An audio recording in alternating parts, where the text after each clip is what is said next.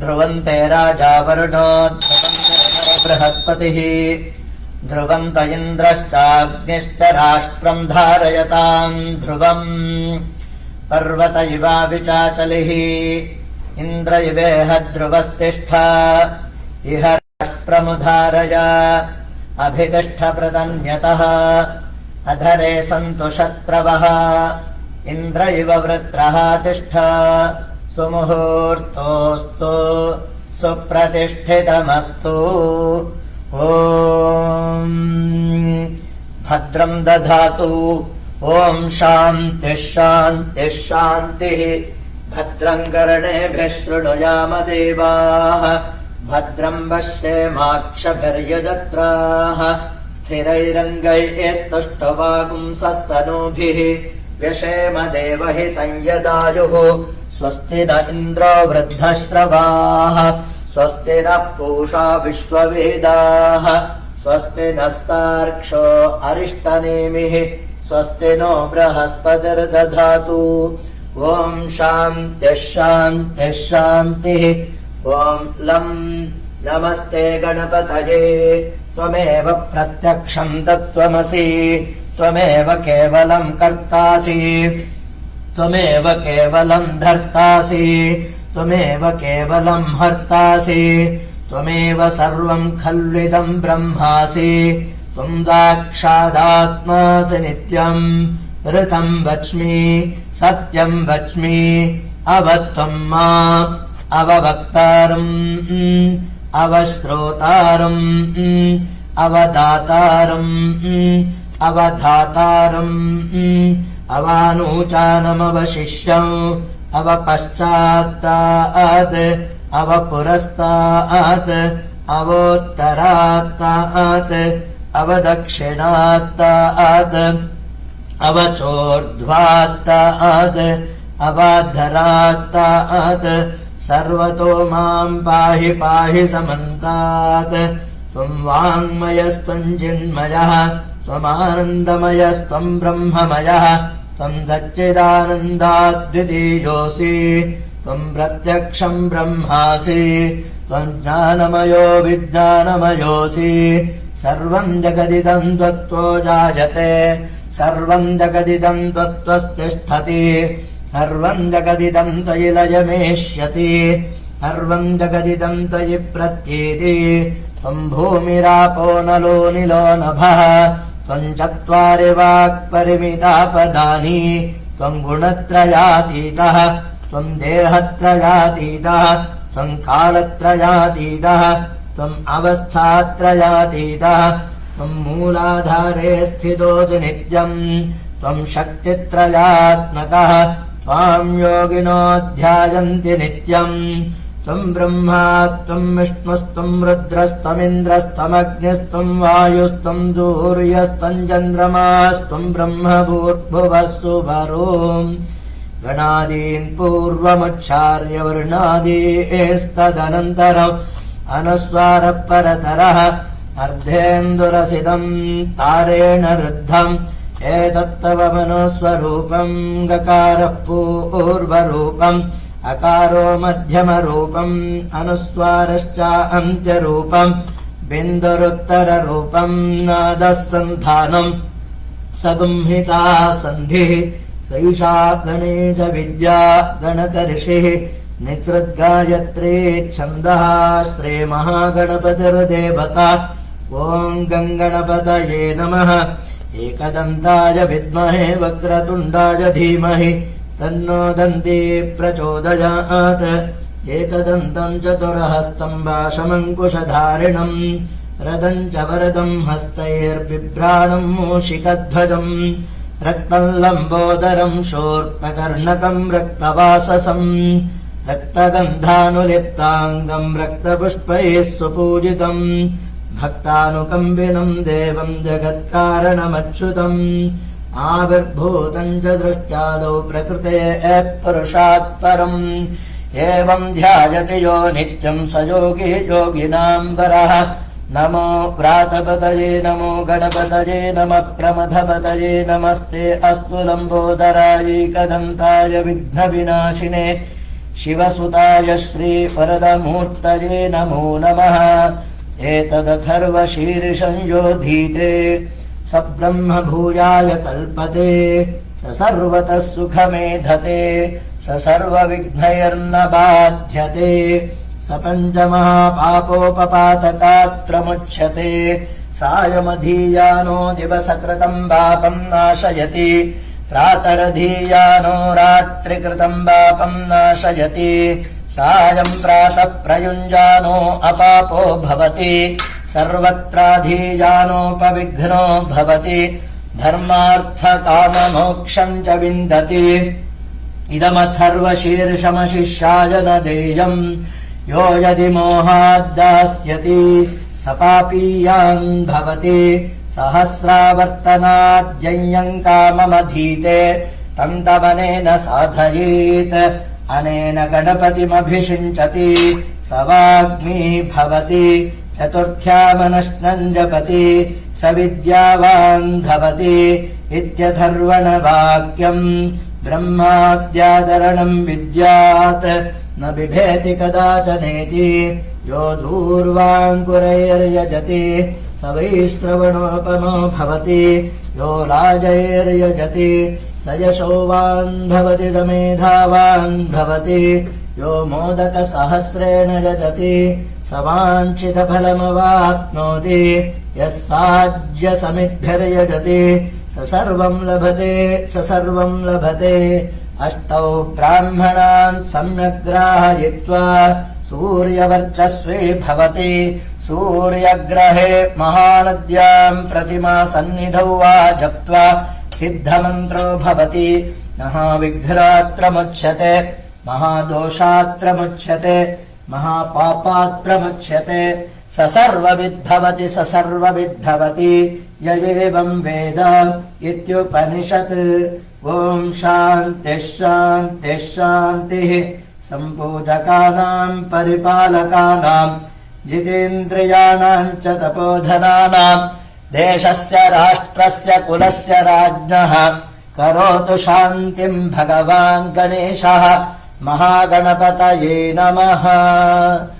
ॐ शुक्लाम्बरधरम् विष्णुम् शशिवर्णम् चतुर्भुजम् प्रसन्नवदनम् ध्यायेत् सर्वविघ्नोपशान्तये प्रणवस्य परब्रह्म ऋषिः परमात्मा देवता देवी गायत्री छन्दः प्राणायामे विनियोगः। ॐ भूः ॐ भुवः ॐ सुवः ॐ महः ॐ जनः ॐ तपः ॐ सत्यम् ॐ तत्सवितुर्वरेण्यम्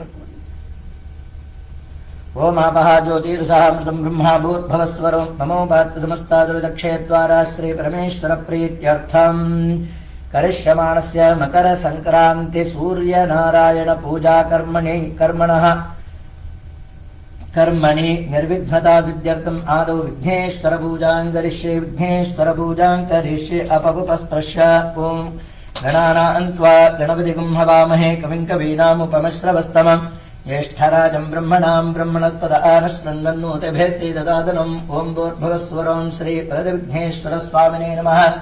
ध्यायामि आवाहयामि रत्नसिंहासनम् समर्पयामि पादयोः पाद्यम् समर्पयामि हस्तयोः अर्घ्यम् समर्पयामि मुखे आचमनीयम् समर्पयामि भूर्भुवस्वः शुद्धोदकस्नानम् समर्पयामि आपोहिष्ठामजो भवस्तारभूर्जय दधातना महेरणाय चक्षुषेयो विश्वपदमोरसस्तस्य भाजयते हनः शतीरिव मातरः तस्मा अरङ्गमामवो यस्य क्षयाय जिन्वथा आपो जनैधाजनः स्नानम् समर्पयामि स्नानाङ्गमाचमनीयम् समर्पयामि वरदविघ्नेश्वरस्वामिने नमः। वस्त्रोत्तरीय यज्ञोपवीतमुत्तरीय आभरणार्थे क्षताम् समर्पयामि दिव्यपरिमलगन्धाम् धारयामि गन्धानामुपरि हरिद्रा कुङ्कुमचूर्णम् समर्पयामि शोभनार्थे अक्षताम् समर्पयामि पुष्पमालाम् समर्पयामि पुष्पैः सम्पूजयामि ॐ श्री सुमुखाय नमः ॐ एकदन्ताय नमः ॐ कपिलाय नमः ॐ गजकर्णकाय नमः ॐ लम्बोदराय नमः ॐ विकटाय नमः विघ्नराजाय नमः विनायकाय नमः धूमकेतवे नमः गणाध्यक्षाय नमः पारतन्त्राय नमः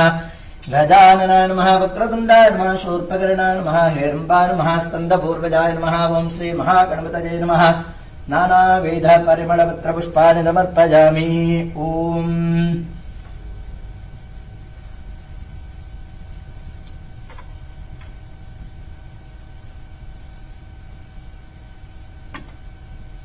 ओम दशांगो गुग्गुलोपेतो गन्धाढ्यो धूपवत्तमः आत्रे सर्वदेवानां धूपोदं प्रतिगृह्यतां श्री महागणपतये नमः धूपमध्यायामि धूपानन्तरमागमनीयं तत्पदामि भूर्भुवः सुवः आगमनीयं तत्पदामि प्रत्यक्षदीपं दर्शयामि राज्यवत्तमो वेदं मया ग्रहाणमङ्गलं दीपं त्रैलोक्यविनाशम् महागणपतये नमः प्रत्यक्षदीपं दर्शयामि भूतदीपानन्दरमागमनीयं तत्पदामि भूर्भुवः सुवः तत्सवितुर्वरेण्यं भर्गो देवस्य धीमहि यो यो न प्रचोदयात् देवदुविदप्रदवाहं दत्तेन वृषञ्जामि अमृतं भूतोऽमृतवस्त्रणमसि स्वाहा ओम प्राणाय स्वाहा पानाय स्वं यानाय स्वं उदानाय स्वं दमानाय स्वं ब्रह्मणे स्वाहा ओम श्री वरदविघ्नेश्वर स्वामिनः श्रीदेवी भूदेवी तुमेर श्री वरद वेंकटेश्वर स्वामिने नमः सर्वाभ्यो देवताभ्यो नमः अंतपरिवार साम्ब परमेश्वराय नमः सद्गुरुभ्यः आचार्यवर्येभ्यो नमः मधुर रसफले कदलीफले अमृतं महानैवेद्यं निवेदयामि मध्ये मध्ये मृतपानीयं समर्पयामि उत्तरादिमनीयं समर्पयामि भूर्भुवः भोगीफलतमायुक्तं नागवल्ली दलैर्युतं कर्पूरचूर्णसंयुक्तं ताम्बूलं प्रतिगृह्यतां कर्पूरताम्बूलादिसमस्तोपचारपूजाः समर्पयामि ओम् नमो भ्रातपतये नमो गणपतये नमः प्रमथपतये नमस्ते नमोदराय जगन्ताय विघ्नविनाशनाय जगदाय श्रीवरदमहोत्तये नमो नमः नारायणाय विद्महे वासुदेवाय धीमहि तन्नो प्रचोदयात् श्रीवरदवेङ्कटेश्वरस्वामिने नमः सर्वाभ्यो ग्रहदेवताभ्यो नमः सर्वोपचारपूजार्थे मङ्गलनीराजनं सन्दर्शयामि रक्षरक्षां धारयामि आचमनीयं तपर्पयामि ओं हर ओं हर ओं हर योपां पुष्पं वेद पुष्पवान् प्रजावान् पशुमान् भवति तन्द्रमा वा अपां पुष्पं पुष्पवान् प्रजावान् पशुमान् भवति श्रीवरदवेङ्कटेश्वर स्वामिने नमः ओं श्रीवरदविघ्नेश्वर स्वामिने नमः वेदोक्तमन्त्रपुष्पं समर्पयामि सुवर्णपुष्पं समर्पयामि छत्र चामराज नमस्तराजोपचार भक्तोपचार शक्तिपचार देवोपचार षोडशोपचार पूजा समर्पयामि अनया पूजया श्रीवरदविघ्नेश्वर प्रीयताम् ओम नमो नमो गणेशाय नमस्ते जवदूनवे निर्विघ्नं गुरु मे देव नमामि त्वां गणाधिपा विघ्नेश विधिमार्ताण्ड चन्द्रेन्द्रोपेन्द्रवन्दिता नमो गणपते तुभ्यं ब्रह्मणां ब्रह्मणस्पते वागीशाद्याः सुमनसः सर्वार्थानाम् उपक्रमे यन्नत्वा कृतकृत्यास्य स्तन्नमामि गजाननं भूतगणादिदेवितं कपित्थजम्बूफलसारभक्षितम् उमासुतं शोकविनाशकारणं नमामि विघ्नेश्वरपादपङ्कजम् ओं श्री महागणपतये नमः ओं मुदाकरात्तमोदकं सदा विमुक्तिसाधकं कलाधरावतंसकं विलासिलोकरक्षकम् अनायकैकनायकं विनाशिते भदैत्यकं नताशुभाशुनाशकं नमामि तं विनायकम् नतेतरादिभीकरं नवोदितार्कभास्वरं नमत्सुरारिनिर्जरं नतादिकापदुद्धरम् सुरेश्वरं निधीश्वरं गजेश्वरं गणेश्वरं महेश्वरं तमाश्रये परात्तरं निरन्तरं समस्तलोकशङ्करं निरस्तदैत्यकुञ्जरं दरेतरोदरं वरं वरे भवक्रमक्षरं कृपाकरं क्षमाकरं मुदाकरं यशस्करं मनस्करं नमस्कृतां नमस्करोमि भास्वरम् अकिञ्चनार्तिमार्जनं चिरन्तनोक्तिभाजनं पुरारि पूर्वनन्दनं सुरारिगर्वचर्वणम् प्रपञ्चनाशभीषणं धनञ्जयादिभूषणं कपोलदानवारणं भजे पुराणवारणम् नितान्तकान्तदन्तकान्तमन्दकान्तकात्मजम् अचिन्त्यरूपमन्दहीनमन्तराय कृन्दनम् हृदन्तरे निरन्तरं वसन्तमेव योगिनां तमेकदन्तमेव तं विचिन्तयामि सन्ततम् महागणेशपञ्चरत्नमादरेण योऽन्वहं प्रजल्पतिप्रभातके हृदि गणेश्वरम् अरोगतामदोषतां सुसाहितीं सुपुत्रतां समाहितायुरष्टभूतिमभ्युपैति सोचिरात् श्रीमहागणपतये नमः अभीष्टप्रार्थना समर्पयामि ओम शुक्लांबरधरं विष्णुं जयवर्णं जयद्रदं प्रसन्नवदनं ध्यायेत् सर्वविघ्नोपशान्तये प्रणमस्य परब्रह्मर्षि परमात्मा देवता देवी गायत्री छन्दः प्राणायामे विनियोगः ओं भूः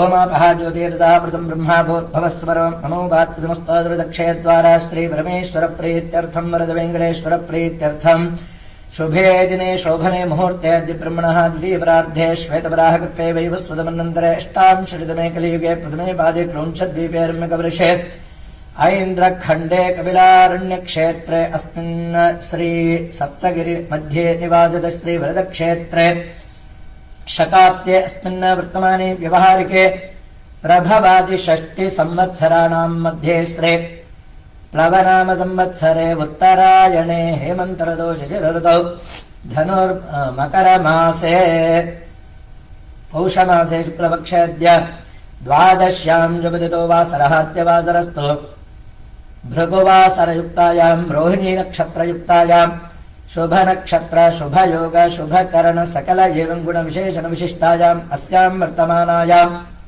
द्वादश्याम् शुभतिथौ परमेश्वर प्रीत्यर्थम् श्री वरद वेङ्कटेश्वर प्रीत्यर्थम् श्री सूर्यनारायण देवता प्रीत्यर्थम् सर्वेषाम् भक्तमहाजनानाम् आश्रयितु हिमाचलान्तर्वर्तिनाम् एतत् नगरवासिनाम् एतत् ग्रामवासिनाम् एतत् राष्ट्रवासिनाम् सर्वेषाम् आस्तिक महाजनानाम् भारतीयानाम् च सह कुटुम्बानाम् साश्रित बन्धुमित्रभृत्यवर्गाणाम् सर्वेषाम् क्षेम स्थैर्य धैर्य शौर्य वीर्य विजय अभय आयुरारोग्य ऐश्वर्याणाम् अभिवृद्ध्यर्थम् धर्मार्थकाममोक्ष चतुर्विध फलपुरुषार्थसिद्ध्यर्थम् इष्टकाम्यार्थसिद्ध्यर्थम् तत्सन्तानादितकलसौभाग्यसमृद्ध्यर्थम् इष्टैश्वर्यमध्यर्थम् आचन्द्रार्कम् वंशाभिवृद्धिसिद्ध्यर्थम् आरोग्य भाग्य संसिद्ध्यर्थम् आदित्यादीनाम् नवानाम् ग्रहाणाम् शुभ आनुकूल्यता सिद्ध्यर्थम् अस्मिन्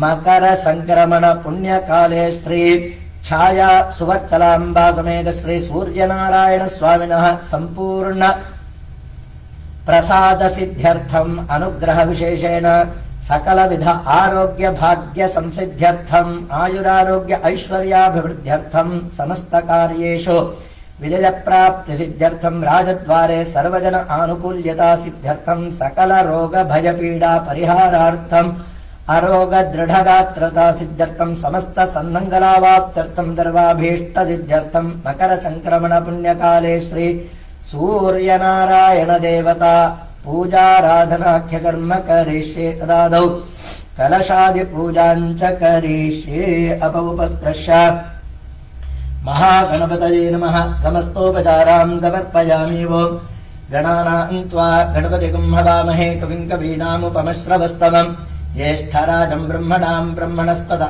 न शृण्वन्नोतिभिः सीदसादनम् ॐ श्री महागणपतये नमः समस्तोपचारान् समर्पयामि ॐ कलशम् गन्धाक्षतैरभ्यर्च ॐ कलशस्य मुखे विष्णुकण्ठे रुद्रसमाश्रितः मूले तत्रस्ततो ब्रह्मा मध्ये मातृगणा स्मृताः कुक्षौ तदागराः सर्वे सप्तद्वीपावसुन्धरा ऋग्वेदोऽथ यजुर्वेदः सामवेदोऽप्यथर्वणः गङ्गेष्टदहिताः सर्वे कलशाम्बुसमाश्रिताः गङ्गे गोदावरी सरस्वती नर्मदे सिन्धु कावेरी तलेऽस्मिन् सन्निधिम् कुरु पूजापकरणानि दैवमात्मानम् प्रोक्ष्य आत्मने नमः समस्तोपचारान् समर्पयामि आत्मने नमः अन्तरात्मने नमः जीवात्मने नमः ब्रह्मात्मने नमः योगात्मने नमः ज्ञानात्मने नमः समस्तोपचारान् समर्पयामि देहो देवालय प्रोक्तो देवो जीवः सनातनः तदेत ज्ञानधर्माल्यम् सोऽहम् भावेन पूजयेत् ओम् अवतर्पन्तु ते भूता ये भूता भवितुंस्तदाः ये भूता विघ्नकर्तारस्ते गच्छन्तु तवाद्यदा अपक्रान्तु भूतानि पिशाचाः सर्वयोजनम् सर्वेषाम् अवरोधेन पूजाकर्म समारभे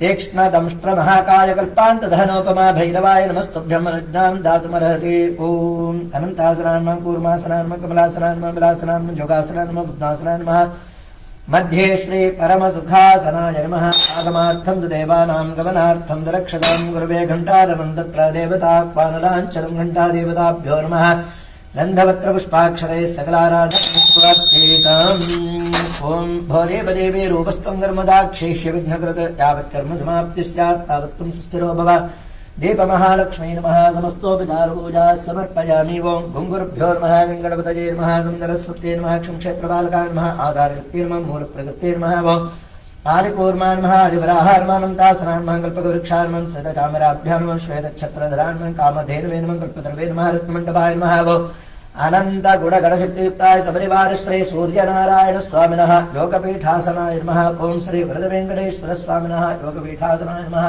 ओं साम्ब परमेश्वरस्य योगपीठासनाय नमः अन्नपूर्णेश्वर्याः योगपीठासनाय नमः ओं श्री शंकराचार्य स्वामिनः योगपीठ आसनाय नमः नमस्तोपचारां समर्पयामि ॐ उदत्यं जातवे एतदं देवं वहन्ति केतवाः दृशे विश्वाय सूर्यं चक्रं देवानामदगादनीकं चक्षुर् मित्रस्य वरुणस्याग्नेः आप्राद्या वा पृथिवी अन्तरिक्षं सूर्य आत्मा जगतस्थस्थुषश्च ॐ सूर्यो नो दिवस्तात् वातो अन्तरिक्षात् अग्निर्न पार्थिवेभ्यः ॐ सूर्यं सुन्दरलोकनाथममृतं वेदान्तसारं शिवम् ज्ञानं ब्रह्ममयं सुरेशममलं लोकैकचित्तं स्वयम् इन्द्रादित्यनराधिपं सुरगुरुं त्रैलोक्यचूडामणिम् ब्रह्मा विष्णु शिवस्वरूप हृदयं वन्दे सदा भास्करम् ॐ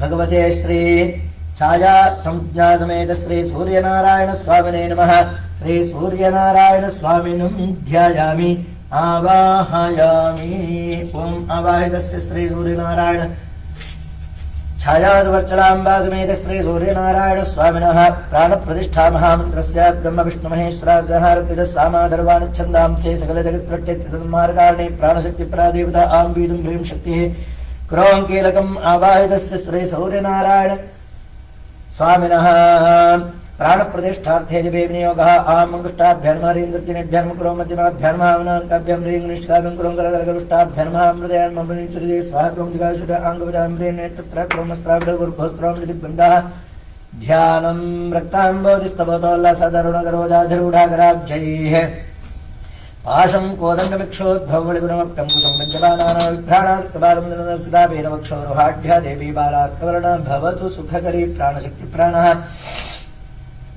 आं ह्रीं क्रों ह्रीं आं यरलवशसोहं मंसत्सोहं गं मंसावायुधानां सर्वासां देवतानां प्राणप्रतिष्ठार्थे विनियोगः आम् अङ्गुष्ठाभ्यर्महरीन्द्रजनेभ्यर्म कुरो मध्यमाभ्यर्महाङ्गनकाभ्यं ह्रीङ्निष्ठिकाभ्यर्म कुरो करतलगरुष्टाभ्यर्मः आमृदयान्मः हरीन्द्रजे स्वाहा क्रों जिगाशुट आङ्गविदां ह्रीणे तत्राश्रोम् अस्त्राविडो भूत्भोत्क्रों दिग्बन्धः ध्यानं रक्ताम्बोधिस्तवतोल्लासदारुणगरोधाधरूढागराब्जैः पाशं गोदण्डमिक्षोद्भवमणिगुणोप्यङ्कुशं पञ्चबाणानाविभ्राणात्कबालं देवी बालार्कवर्णा भवतु सुखकरी प्राणशक्तिप्राणः आं ह्रीं क्रों ह्रीं आं यरलवशसोहं मंसत्सोहं गं मंसः आवाहितस्य श्री छायासंज्ञासमेत श्री सूर्यनारायण स्वामिनः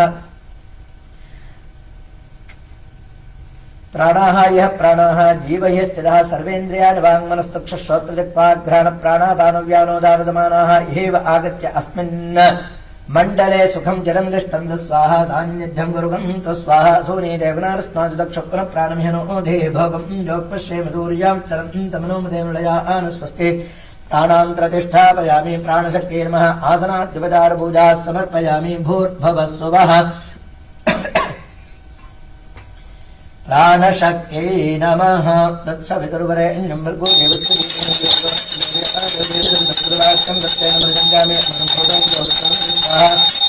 ॐ प्राणास्त्वं ज्ञानास्त्वं दानास्त्वं दमानास्त्वं ब्रह्मणे स्वाहा ॐ त्रि प्राणशक्त्यै नमः अमृतफलं निवेदयामि मध्ये मध्ये मृतपानीयं समर्पयामि उत्तराचमनीयं समर्पयामि समस्तोपचारपूजा समर्पयामि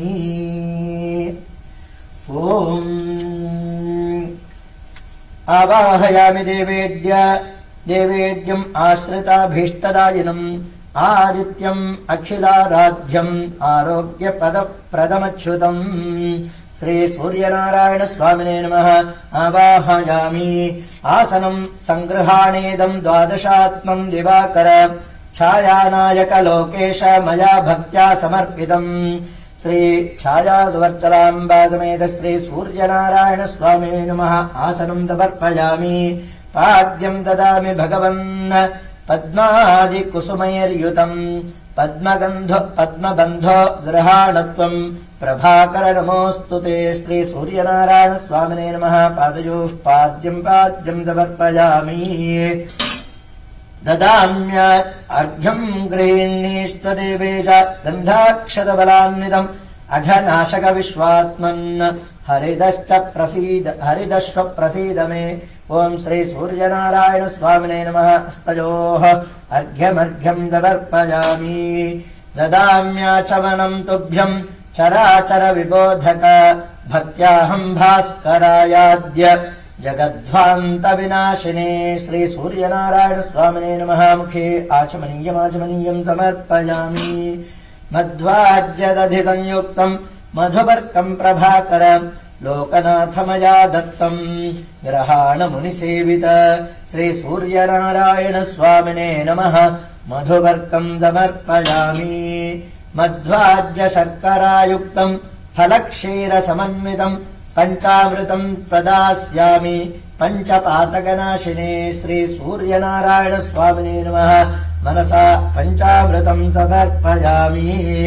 गंगादि सरिदानीदं विमलं च सुवासितं स्नानार्थम् अर्पयेतोऽयं वेदात्मन् प्रतिगृह्यताम्। श्री सूर्यनारायण स्वामिने नमः। शुद्धोदक स्नानं समर्पयामि। भूर्भुवः स्वः आपोहिष्ठामयो भवस्तारभूर्जे दधातन महेरणाय चक्षसे यो वश्यपदमूरसस्तस्य भाजयते हरः उषतीरिव मातरः तस्मा अरङ्गमामवोजस्य क्षयाय जिन्वथ आपो जनयथा जनः। स्नानं समर्पयामि। स्नानाङ्गमाचमनीयं समर्पयामि। दिव्याम्बरयुगं सूक्ष्मम् हेमसूत्र विराजितं स्वीकुरुष्व जगद्बन्धो दिवाकर नमोऽस्तु ते। ओम श्री सूर्यनारायण स्वामिने नमः। वस्त्रोत्तरीयं समर्पयामि। ब्रह्म विष्णु महेशान वपुषे विश्वचक्षुषे साक्षिणे कर्मणां तुभ्यम् उपवीदं ददाम्यहं। श्री सूर्यनारायण स्वामिने नमः। यज्ञोपवीद आभरणार्थे अक्षतां समर्पयामि। हार कुण्डल केयूर किरीटवलयानि च अनेकरत्न खचितानि अर्पयामि दयानिधे। श्री सूर्यनारायण स्वामिने नमः। आभरणानि कल्पयामि। कस्तूरी कुङ्कुमापेदं घनसार विमिश्रितं गन्धं ग्रहाण भगवन् पुण्यगन्धदिवाकर। श्री सूर्यनारायण स्वामिने नमः। दिव्य परिमळ गन्धान् धारयामि। गन्धानामुपरि हरिद्र कुङ्कुमचूर्णं समर्पयामि। जाजी चम्पक पुन्नाग मल्लिका वकुलानि च अर्पयामि। सुरश्रेष्ठ सरसीरुह नायक श्री सूर्यनारायण स्वामिने नमः। पुष्पाणि समर्पयामि। पुष्पैः सम्पूजयामि। ओम मित्राय नमः। रवये नमः। सूर्याय नमः। भानवे नमः। खगाय नमः। पूष्णे नमः। हिरण्यगर्भाय नमः। मरीचये नमः। आदित्याय नमः। सवित्रे नमः। अर्काय नमः। भास्कराय नमः। ओम श्री छायासुवर्चलाम्बा समेत श्री सूर्यनारायण स्वामिने नमः। अथ अंगपूजां करिष्ये। ओम श्री पावनाय नमः। पादौ पूजयामि। गृहपतये नमः। उल्फौ पूजयामि। जगदानन्दाय नमः। जानुनी पूजयामि। अनूरु सारथये नमः। ऊरू पूजयामि। त्रयीमयाय नमः। कटिं पूजयामि। छायाप्रियाय नमः। नाभिं पूजयामि। आकाशचारिणे नमः। उदरं पूजयामि। जगच्चक्षुषे नमः। वक्षस्थलं पूजयामि। दिवाकराय नमः। हस्तौ पूजयामि। कालात्मने नमः। कण्ठं पूजयामि। सप्ताश्वाय नमः। मुखं पूजयामि। सुकपोलाय नमः। कपोलौ पूजयामि। विशालाक्षाय नमः। अक्षिणी पूजयामि। कर्णजनकाय नमः। कर्णौ पूजयामि। रश्मिमालिने नमः। ललाटं पूजयामि। एकचक्ररथाय नमः। शिरः पूजयामि। सर्वसाक्षिणे नमः। सर्वाण्यङ्गानि पूजयामि। ओम अथ श्री सूर्य अष्टोत्तरशतनामार्चन पूजां करिष्ये। तच्चक्षुर्देवहितं पुरस्तात् शुक्रमुच्चरत्। पश्येम शरदशतं जीवेम शरदशतं नन्दाम शरदशतं मोदाम शरदशतं शृणवाम शरदशतमजिहितास्याम प्रब्रवाम शरदशतमजिहितास्याम शरदशतं योक्च सूर्यं दृशे ॐ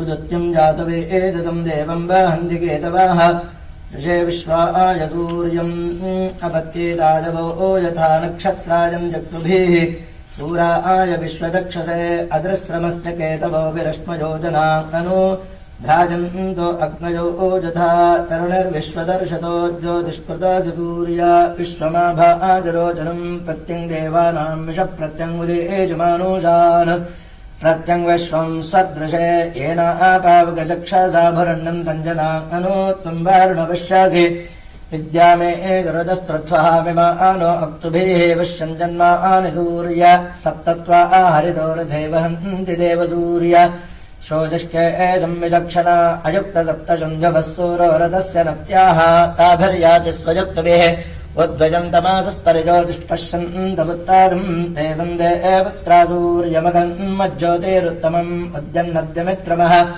आरोहन्नत्ताराम् दिवम् रुद्रोगम् मम सूर्यहरिमाणम् च नाचया शुके एषु मे हरिमाणम् रोपणाका आसुदध्मसि अथो आहारिद्रवेषु मे हरिमाणम् निदध्मसि बुधागादयमा आदित्यो विश्वेन सहसा सह दिशन्तम् मक्यम् रन्धयन्नो अहम् द्विशतेरधम् ॐ त्रि अरुणाय नमः ॐ शरण्याय नमः ॐ करुणारससिन्धवे नमः ॐ असमानबलाय नमः ॐ आर्तरक्षकाय नमः ॐ आदित्याय नमः ॐ आदिभूताय नमः अखिलागमवेदिने नमः अच्युताय नमः अखिलज्ञाय नमः ॐ अनन्ताय नमः जिनाय नमः ॐ स्वरूपाय नमः ॐ विद्याय नमः इन्द्राय नमः ॐ भानवे नमः ॐ इन्दिरा मन्दिराप्ताय नमः वन्दनीयाय नमः ईशाय नमः सुप्रसन्नाय नमः सुशीलाय नमः सुवर्चसे नमः सुप्रदाय नमः वासवे नमः वासुदेवाय नमः उज्ज्वलाय नमः उग्ररूपाय नमः ऊर्ध्वगाय नमः विवस्वते नमः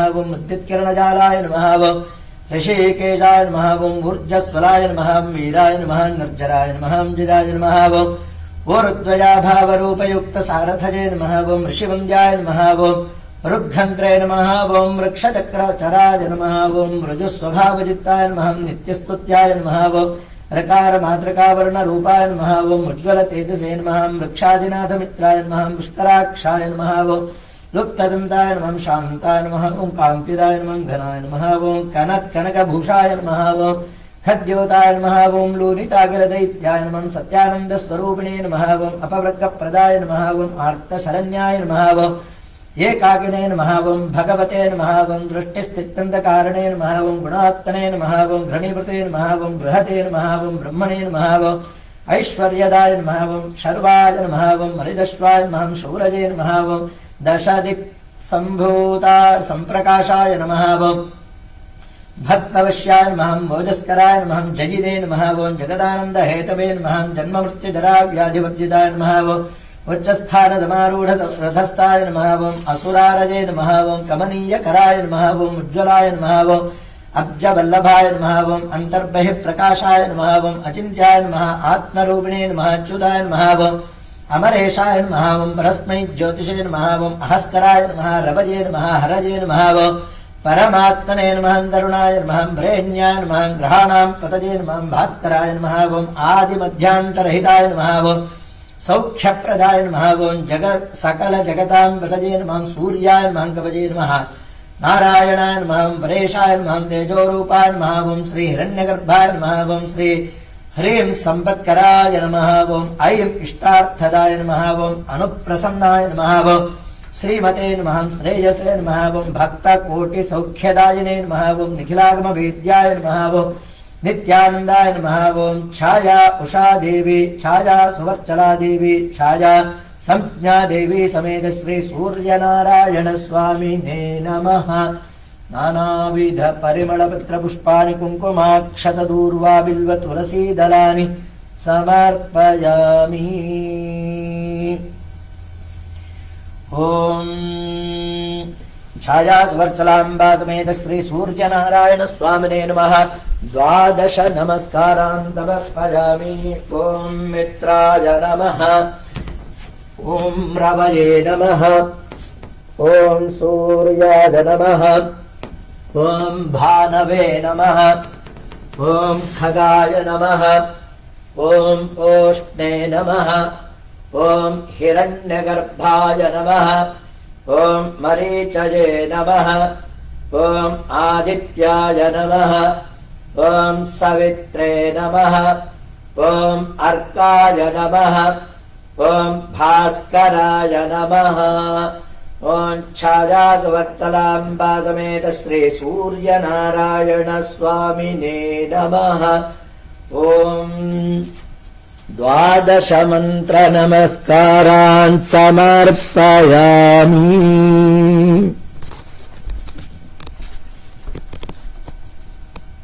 Please pray God Surya Narayana Swami for healthy life, long life. Thank you.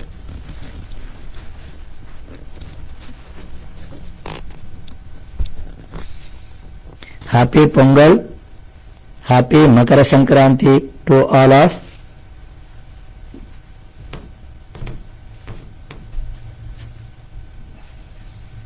ओम छायावर्चलाम्बा समेत श्री सूर्यनारायण स्वामिने नमः। ओम दशांगो गुग्गुलोपेतो गंधाढ्यो धूपमुत्तमः आग्रह्य सर्वदेवानां धूपयतां धूपमाघ्रापयामि। ओम साज्यवर्ते समोपेतं मन्निना योजितं मया गृहाण मङ्गलं दीपं त्रैलोक्यतिमिरापहम्। ओम श्री छायावर्चलाम्बा समेत श्री सूर्यनारायण स्वामिने नमः। दर्शयामि धूपदीपानन्तरमागमनं समर्पयामि। भूर्भुवस्सुवः तत्सवितर्वरेण्यं सत्यं वर्तेन परिषञ्जामे अमृतं भवतोऽमृतो वस्त्रणमसि स्वाहा। ॐ प्राणाय स्वाहा पानाय स्वं ज्ञानाय स्वं उदानाय स्वं समानाय स्वाहा ब्रह्मणे स्वाहा। ॐ छायावर्चलाम्बा समेत श्री सूर्यनारायण स्वामिने नमः। अमृत फलानि निवेदयामि मध्ये मध्ये मृतपानीयं समर्पयामि उत्तराचमनीयं समर्पयामि। भूर्भुवस्सुवः कर्पूरताम्बूलाजितमस्तोपचार पूजा समर्पयामि। ॐ मङ्गलनीराजनं करिष्ये।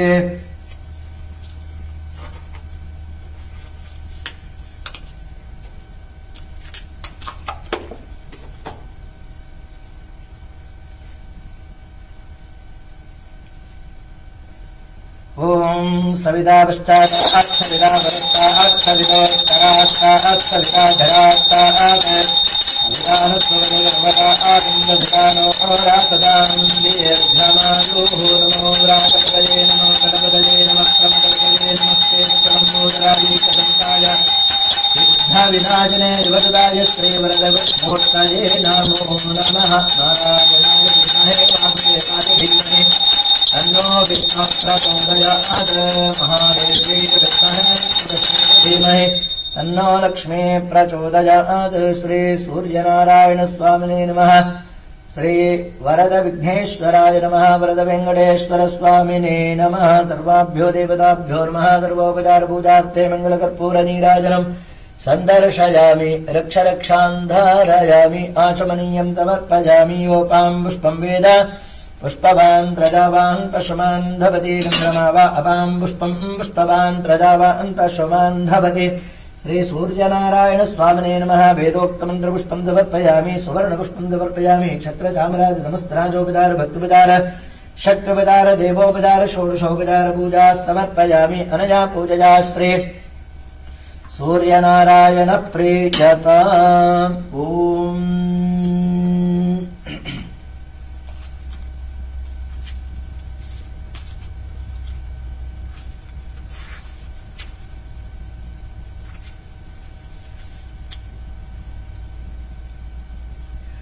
ओम नमः सवित्रे जगते कचक्षुषे जगत्प्रसूतिस्थितिनाशहेतवे त्रये मया यत्र गुणात्मधारणे विरिञ्चि नारायण शङ्करात्मने।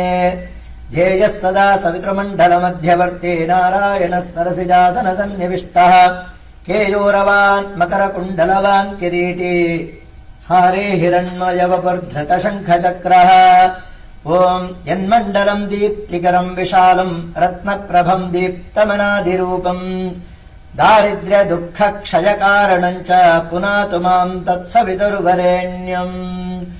ఓం శ్రీ సూర్యనారాయణ స్వామినే నమః. మనసా అభీష్ట ప్రార్థన ప్రదక్షిణ నమస్కారాన్ సమర్పయామి.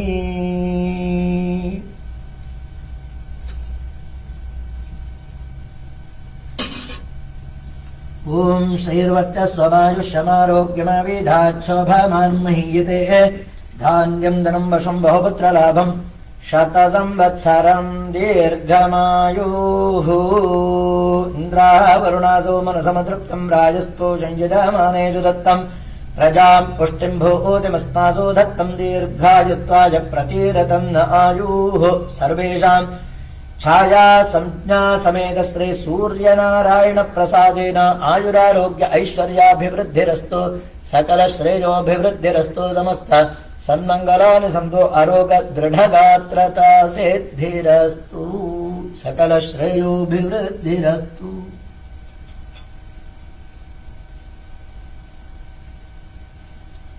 Happy Pongal to all of you. Happy Makar Sankranti to. Please come visit our temple. Thank you. Namaste.